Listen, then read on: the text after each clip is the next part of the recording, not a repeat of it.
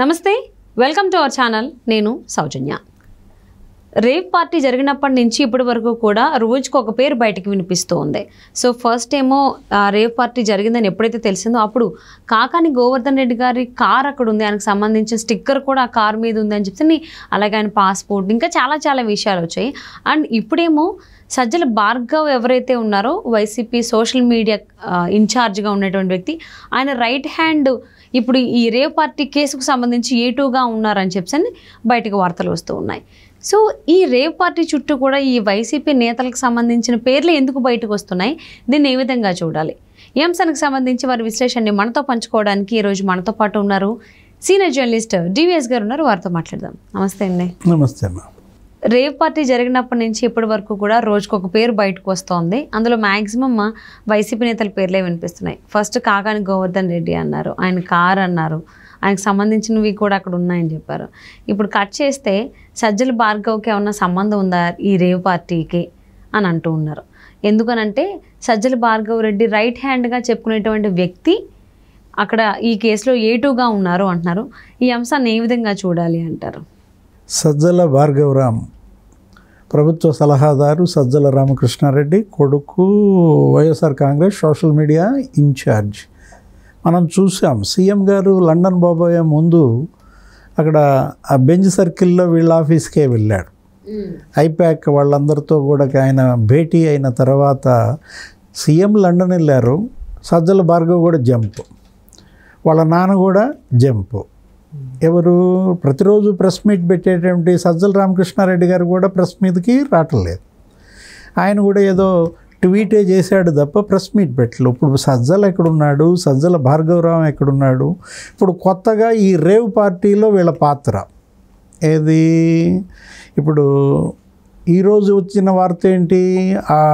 A2 Arun Kumar ఫోటోలు వచ్చాయి. ఎవరితో? జగన్మోహన్ రెడ్డితో ఒక ఫోటో, నెక్స్ట్ గడికోట శ్రీకాంత్ రెడ్డితో ఒక ఫోటో.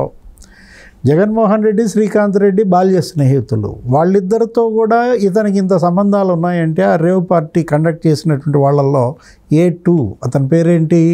అరుణ్ కుమార్. చిత్తూరు జిల్లానో ఏదో అన్నారు, అక్కడ తవణంపల్లి మండలం. ఇప్పుడు కాకాని గోవర్ధన్ రెడ్డి ఇష్యూ నిన్నటిదాకా బర్నింగ్. ఏది? ఆయన అసలు సవాళ్ళు విసరటం, సోమిరెడ్డి వర్సెస్ కాకాని. ఆ రేవ్ పార్టీ కండక్ట్ చేసిన ఆ గార్డెన్స్ ఉంది కదా, అది ఎవరో గోపాల్ రెడ్డి అనే అతనిది. ఆ గోపాల్ రెడ్డి బెంగళూరులో కాకానికి అతనికి ఉన్నటువంటి బినామీ లావాదేవీలు.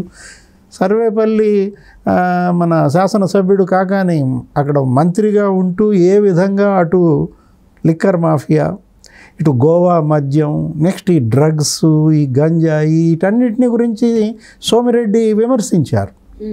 గతంలో ఎప్పుడో ఈయన గోవా మద్యం తీసుకొచ్చిన కేసుల్లో 7 చనిపోయిన కేసులో ఈయన ఇప్పటికీ కోర్టుల్లో తిరుగుతున్నాడని కూడా చూపించాడు. దానిపైన కాకాని ఫైర్ అయ్యాడు. ఏమని? నా శాంపిల్స్ ఇస్తా, నీ శాంపిల్స్ కూడా ఇద్దాం, ఇద్దరిలో ఎవరికి లిక్కర్ అలవాటు ఉంది, ఎవరికి ఏ అలవాటు ఉందో బయటకు వస్తుంది అని శాంపిల్స్ దాకా వెళ్ళింది. ఏది? మంత్రి వర్సెస్ మాజీ మంత్రి, కాకాని సర్వేపల్లి. ఇప్పుడు అసలు ఎక్కడ కదిలిచ్చినా నీకు బెంగళూరు రేవ్ పార్టీ అనగానే ఇప్పుడు బయటకు వచ్చిన పేర్లన్నీ కూడా వైఎస్ఆర్ కాంగ్రెస్ పార్టీ కనెక్టివిటీ మనకు కనపడుతుంది. అసలు యాక్చువల్గా అది కండక్ట్ చేసింది ఎవరో వాసు అనే అతను ఎక్కడో విజయవాడని వాళ్ళ అమ్మేదో దోశలు వేసుకునే స్థాయి నుంచి వాళ్ళు ఇవాళ మరి ఏ రకంగా ఈ విల్లాలు అక్కడ విజయవాడలో కానీ ఇక్కడ బెంగళూరులో కానీ, ఇంకొకటి పేరు ఏదో వచ్చింది A3 అనుకుంటా, నాగబాబు, అతను కూడా అదే ఏది ముఠా మేస్త్రి కొడుకు అనుకుంటా. అలాంటి వాడు మరి వాళ్ళ 100 కోట్లు ఎలా వచ్చాయి? ఒక రకంగా డ్రగ్స్ మాఫియా ఆంధ్రప్రదేశ్లో గత 5 ఏళ్లుగా ఎలా వేళ్ళూనుకుపోయిందో చూసాం. ఇంటర్నేషనల్ లింక్స్ ఏంటి? ప్రపంచవ్యాప్తంగా డ్రగ్స్ మాఫియాకి ఏపీకి కనెక్టివిటీ పెరిగింది ఈ 5 ఏళ్లలో జగన్మోహన్ రెడ్డి పరిపాలనలో. ప్రధానమంత్రి నరేంద్ర మోడీ, హోంమంత్రి అమిత్ షా దాన్నే టార్గెట్ చేశారు. మాఫియా రాజుగా ఆంధ్రప్రదేశ్ మారిందంటూ మొన్న ప్రచార సభల్లో కూడా ధ్వజమెత్తారు. మనం చూసాం. ఏదో విశాఖపట్నం పోర్టుకి ఎక్కడి నుంచి వచ్చాయి? బ్రెజిల్ నుంచి, జర్మనీ మీదుగా, ఆమ్స్టర్డామ్ నుంచి పెద్ద వచ్చాయి. దగ్గర ఎంతది 25,000 కోట్ల విలువైనటువంటి డ్రగ్స్, ఏదో సంధ్య ఆక్వానో ఏదో అంటూ. సరే, పరస్పర రాజకీయ విమర్శలు అవి వేరే విషయం. అదే కాదు, మనం అంతకుముందు 2-3 ఏళ్ల క్రితం కూడా చూసాం. ముంద్రా అక్కడ పోర్ట్లో గుజరాత్ పట్టుబడ్డటువంటి డ్రగ్స్, అదొక 25,000 కోట్ల విలువైనవి. ఎక్కడ తేలాయి? దాన్ని అక్కడ తీగ లాగితే ఎక్కడ కదిలింది నీకు? విజయవాడ, సత్యనారాయణపురం.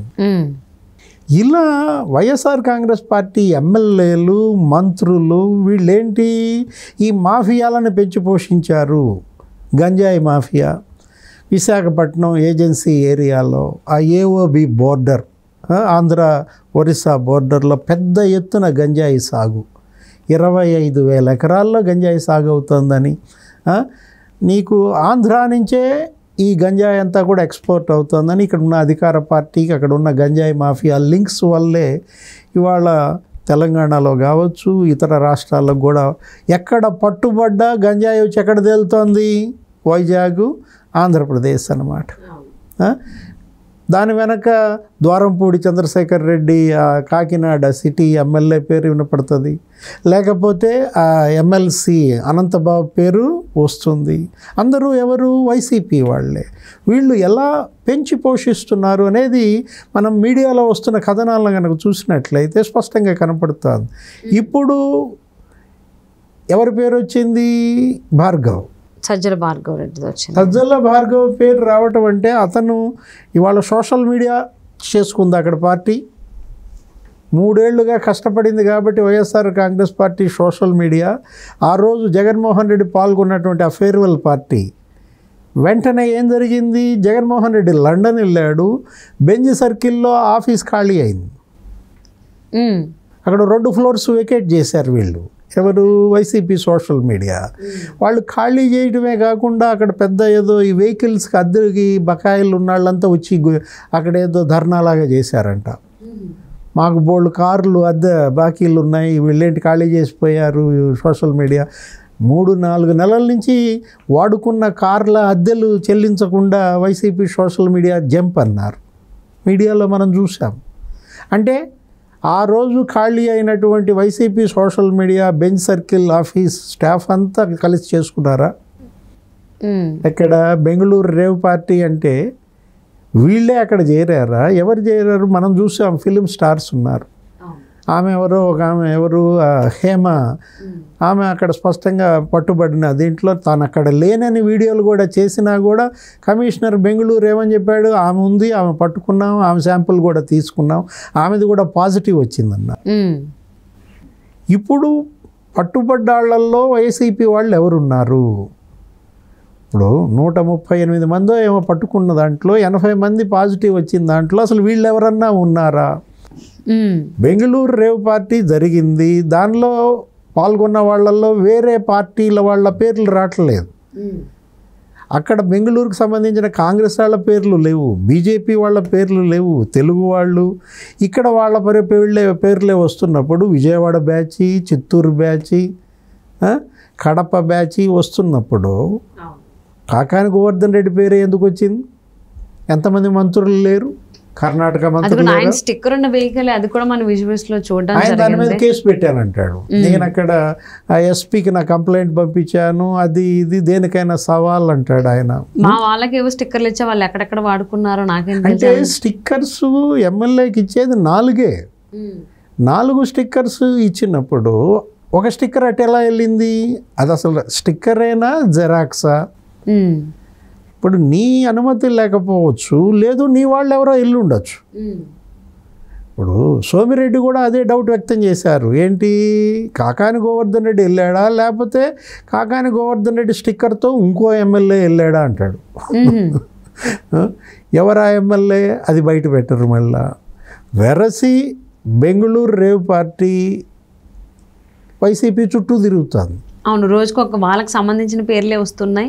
ఇప్పుడేమో సజ్జల భార్గవ్ది పేరు వినిపిస్తోంది. ఆయన ఏమైనా సూత్రధార అనే ఫోటోలు కూడా స్పష్టంగా వాళ్ళు ఇస్తున్నారు. ఏది జగన్మోహన్ రెడ్డితో అరుణ్ కుమార్ ఫోటో, గడికోట శ్రీకాంత్ రెడ్డితో అరుణ్ కుమార్ ఫోటో, నీకు కనెక్టివిటీ అక్కడే స్పష్టంగా కనపడుతుంది. అవును, ఆ రేవ్ పార్టీ కేసుకు సంబంధించి A2గా ఉన్నటువంటి వ్యక్తి ఏమో సజ్జల భార్గవ్కి రైట్ హ్యాండ్ అంటున్నారు. సో మరి చూద్దామండి, మరి ఇది క్లోజ్ అయ్యే టైంకి ఇంకెంతమంది వీళ్ళకి సంబంధించిన పేర్లు వస్తాయో.